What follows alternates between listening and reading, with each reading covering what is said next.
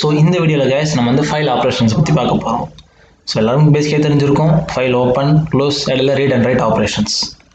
So இதுக்கு நம்ம first வந்து ஒரு ஃபைலை ஓப்பன் பண்ணணும். அதுக்கு நம்ம ஓப்பன் அப்படின்னு சொல்லி ஒரு ஃபங்க்ஷன் யூஸ் பண்ணிக்கிறோம். அதில் நம்ம ரெண்டு வேல்யூஸ் பாஸ் பண்ணிக்கிறோம். முதல் ஒன் என்ன ஃபைல் ஃபைல் அப்படின்னு சொல்லி கொடுத்துக்கிறேன். ரெண்டாவது பார்த்தீங்க அப்படின்னா என்ன மோடில் ஓப்பன் பண்ணுறோம், ரீடா ரைட்டா அப்படின்னு சொல்லி நம்ம ஸ்பெசிஃபை பண்ணி ஆகணும். நான் ரீடு கொடுக்குறேன். இப்போது இந்த ஃபைல் வந்து பார்த்தீங்க அப்படின்னா அவர் ஃபைல் கொடுத்துருக்கேன்னா இந்த இப்படி ஒரு ஃபைலே இல்லை அப்படின்னு வச்சுங்களேன், ரீடு மோடில் நமக்கு வந்து எரர் த்ரோ பண்ணும். நான் சேவ் பண்ணிட்டேன், ரன் பண்ணுறேன். ஸோ எரர் தான், சாரி ஓப்பனுக்கு வெறும் பெண்ணுன்னு கொடுத்துட்டேன், அந்த எரர். இப்போ சேவ் பண்ணி ரன் பண்ணோம்னா நம்ம நினச்ச எரர் வந்துடும். ஸோ பார்த்தீங்களா, அவர் file no such file or dictionary. So நமக்கு வந்துருச்சு. அதனால் நம்ம என்ன பண்ணுறோம், இங்கே அவர் ஃபைல் அப்படின்னு சொல்லி ஒரு ஃபைலை கொடுக்குறோம்.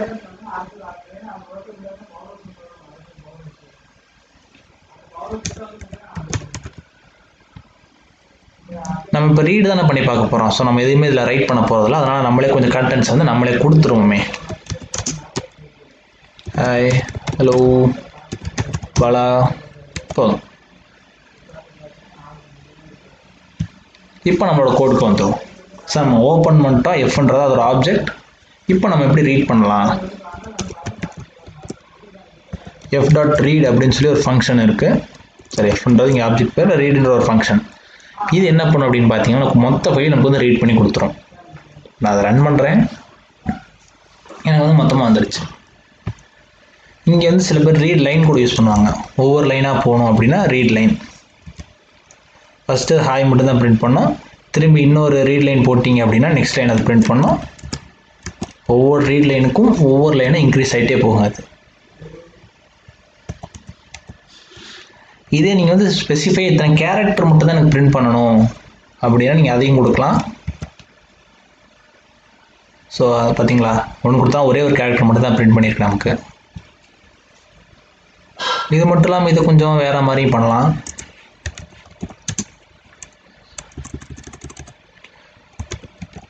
வித் ஓப்பன் கொடுத்து அந்த மோட எஸ் எஃப்னு கொடுத்து இங்கே நமக்கு என்ன வேணுமோ அதை நம்ம எழுதிக்கணும். இப்போ டேட்டான்னு வச்சுங்க, டேட்டான்னு கொடுத்து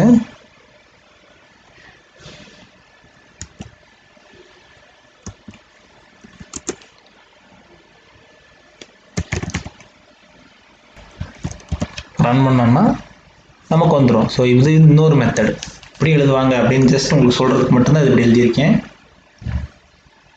பார்த்திங்க அப்படின்னா ரைட் மோடு போவோம். ரைட் மோடை பொறுத்த வரைக்கும் நமக்கு ஒரு ஃபைல் இல்லை அப்படின்னு வச்சுக்கோங்களேன், அவர் ஃபைல் ஒன்றுன்னு சொல்லி கொடுத்துட்றேன். இப்படி ஒரு ஃபைல் நமக்கு வந்து இல்லை, ஆனால் எரர் த்ரோ பண்ணாது. அதுக்கு பதிலாக அதை க்ரியேட் பண்ணிவிடும். பாருங்கள், நம்மளது வந்து அவர் ஃபைல் தான் இருக்குது, அவர் ஃபைல் ஒன்றுன்றதே இல்லை. இப்போ ரன் ரைட்டுன்ற ஃபங்க்ஷன் யூஸ் பண்ணி நம்ம எழுத முடியும்.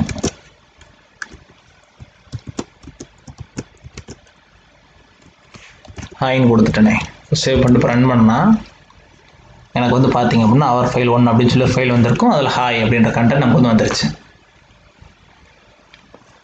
நான் இதில் ஒரு சின்ன விஷயம் என்ன அப்படின்னா,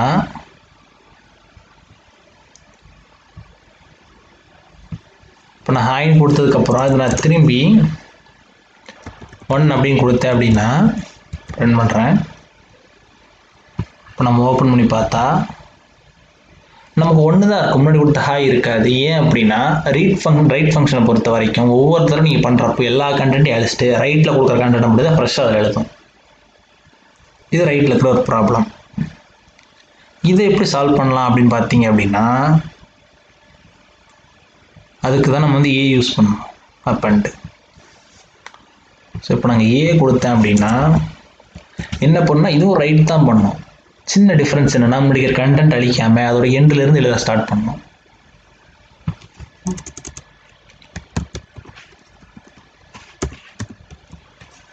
ரன் பண்ணுறேன், எரரும் இல்லை. ஒரு ஃபைல் ஒன் பார்த்தீங்களா, ஒன் அப்புறம் டூ. ஸோ இவ்வளோதான். ஃபைலை க்ளோஸ் பண்ணுற பற்றி சொல்லவே இல்லை, மறந்துட்டேன். நீங்கள் ஃபைலில் இருக்கிற எல்லா ஆப்ரேஷன் பர்ஃபார்ம் பண்ணி முடிச்சிட்டிங்க அப்படின்னாலே ஃபைலை க்ளோஸ் பண்ணிடணும். ரீட் பண்ணுற டைமில் ரைட் பண்ண முடியாது. இப்போ ரைட் பண்ணுற டைம் நான் ரீட் பண்ண ட்ரை பண்ணுறேன் பாருங்கள், எனக்கு வந்து எரர் த்ரோ பண்ணணும்.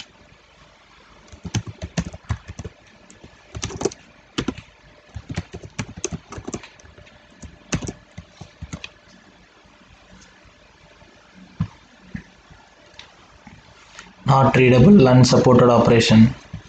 ஏன் அப்படின்னா நீங்கள் வந்து டபிள்யூ ஆகட்டும் ஏ ஆகட்டும் ரெண்டுமே ரைட் ஆப்ரேஷன், ரைட் மோடுன்னு கொடுத்துட்டீங்க அப்படின்னா உங்களை ரீட் பண்ண முடியாது. இதே மாதிரி ரீடில் கொடுத்துட்டு ஆர் கொடுத்துட்டு நீங்கள் ரைட் பண்ண சொன்னீங்கன்னா ரைட் பண்ணாத எரர் த்ரோ பண்ணணும். இதெல்லாம் ஓவர் கம் எப்படி பண்ணுறது அப்படின்னா இது கூட ப்ளஸ் சேர்த்துக்கணும். சிம்பிளாக ரீடு ப்ளஸ்ன்னா நீங்கள் ரீடும் பண்ணலாம், அதே டைம் ரைட்டும் பண்ணலாம்.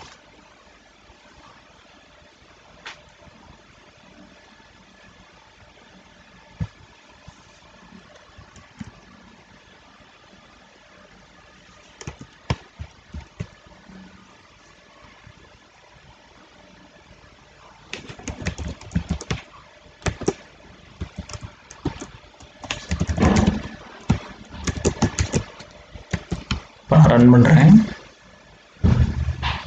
ஸோ நமக்கு வந்து 1 2 2 வந்துருச்சு. சரிங்களா, நம்ம ரீடும் பண்ணோம் அதே நேரத்தில் ரைட்டும் பண்ணியிருக்கோம். ஆனால் இங்கே ஒரு பிரச்சனை என்னென்னா நான் 2 டைம் ரீடு கொடுத்துருக்கேன், எனக்கு வந்து ஒரு டைம் தான் வந்திருக்கு. அதாவது பார்த்தீங்கன்னா பழசு அழைச்சிட்றேன், இது அப்டேட் ஆனது. ஸோ 1 2ன்றது 3 டைம் வந்திருக்கு. நான் இங்கே ரீட் 2 டைம் கொடுத்துருக்கேன், எனக்கு வந்து ஒரே ஒரு டைம் தான் பெர்ஃபார்ம் ஆகிருக்கு. அது ஏன் அப்படின்னு சொல்கிறேன் பாருங்க. ஃபஸ்ட் டைம் நான் வந்து ரீட் கொடுக்குறப்ப எல்லாத்தையும் ரீட் பண்ணிவிடும். ரீட் பண்ணிவிட்டு பாயிண்டர் வந்து இந்த எண்டில் வந்துடும். ஸோ இந்த எண்டில் 2 அப்படின்றது நமக்கு ஆட் ஆகும். ஸோ நம்ம திரும்ப ரீட் பண்ணுறப்ப பாயிண்டர் இங்கேயே தான் இருக்கும். பாயிண்டரை பொறுத்த வரைக்கும் இங்கே எதுவுமே இல்லை. இது கொஞ்சம் டிஃபிகல்ட்டாக இருக்கும், இருந்தாலும் உட்காந்து சொல்ல ட்ரை பண்ணுறாருங்க. இப்போ நாங்கள் ஹேஷ் கொடுத்துட்டேன், சேவ் பண்ணிட்டு ரன் பண்ணால் நமக்கு ஹேஷ் கடைசியாக இருக்கும்.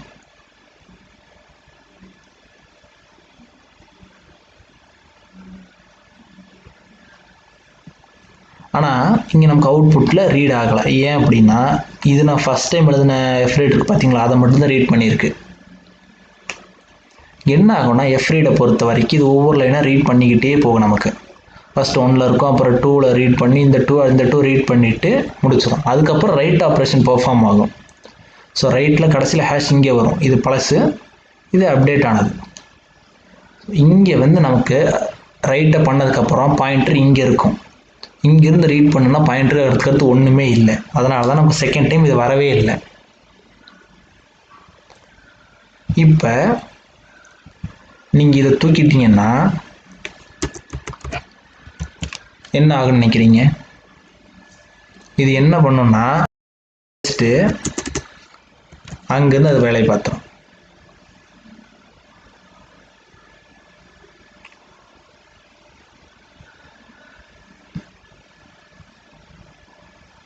ஸோ நமக்கு என்ன வந்து பார்த்தீங்களா, ஃபஸ்ட்டில் ரைட் ஆயிடுச்சு, முன்னாடி இந்த டேட்டா வலிச்சுட்டு அது ஓவர் ரைட் ஆகிடுது. ஸோ இப்படி வந்து நமக்கு ஆகக்கூடாது அப்படின்றதுனால தான் நம்ம முதல்ல என்ன பண்ணியிருந்தோம்னா முதல்ல ரீட் பண்ணிட்டோம். இந்த பிரச்சனை எல்லாத்தையும் ஓவர் கம் பண்ணணும். ஃபஸ்ட்டு எனக்கு வந்து ஃபைலில் இருக்கிற கண்டென்ட்டு, அதுக்கப்புறம் நான் எழுதின கண்டென்ட்டு, அதுக்கப்புறம் நான் எழுதின கண்டென்ட் என்ன அப்படின்னு வரணும். அப்படின்னா நீங்கள் இங்கே f.seqன்னு போட்டு 0ன்னு போட்டுரும்.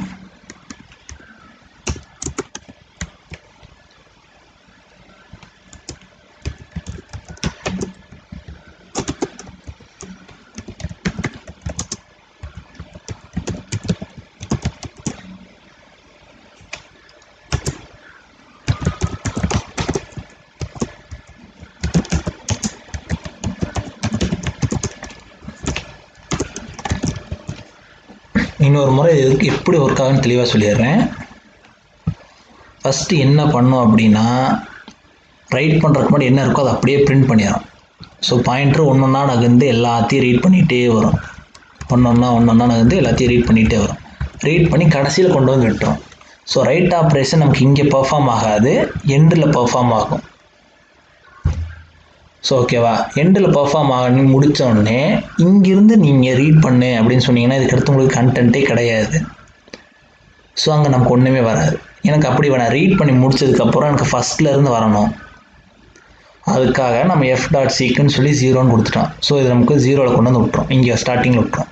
ஸோ இங்கேருந்து திரும்பி ரீட் பண்ணுறோம் அப்படின்னா நமக்கு ஃபுல் கண்டென்ட்டும் வந்துடும். ஸோ நீங்கள் R+ இல்லை W+ யூஸ் பண்ணுறப்ப இந்த இதை நீங்கள் மறந்துடக்கூடாது. இப்போ நம்ம அதை ரன் பண்ணி பார்க்கலாம். பாருங்கள், பிஃபோர் ரைட்டிங் நமக்கு ஆஃப்டர் ரைட்டிங். ஸோ அந்த டிஃப்ரென்ஸ் தெரியலையே. சாரி, நான் வெறும் நியூ லைனை கொடுத்து வச்சிட்டேன், அதுதான் பிரச்சனைங்க. ஸ்டாரை கொடுத்துரும். இப்போ ரைட் பண்ணுவோம். ஸோ பார்த்தீங்கன்னா நியூ லைன் நான் கொடுத்ததுனால தான் போன டைம் எனக்கு சரியாக தெரியல. இப்போ பிஃபோர் ரைட்டிங், இது ஆஃப்டர் ரைட்டிங், இடையில நான் ஒரு நியூ லைன் கொடுத்ததுனால ஒரு கேப். ஸோ உங்களுக்கு புரிஞ்சிருக்கும். R+ கொடுத்தா எப்படி யூஸ் பண்ண ரீட் அண்ட் ரைட்டை விட்டுக்கா. நீங்கள் W+ன்னு கொடுத்தாலுமே இதே கண்டென்ட் தான். அட்வான்டேஜ் ஏற்கனவே டிஃபால்ட்டாக பின்னாடி இருந்தால் வரும். ஸோ நீங்கள் வந்து ரீடு கொடுத்து ரைட் பண்ண வேண்டாம், டேரெக்டாக நீங்கள் ரைட் பண்ணிக்கலாம். ரைட் பண்ணிவிட்டு இதை நீங்கள் போட்டுக்கலாம்.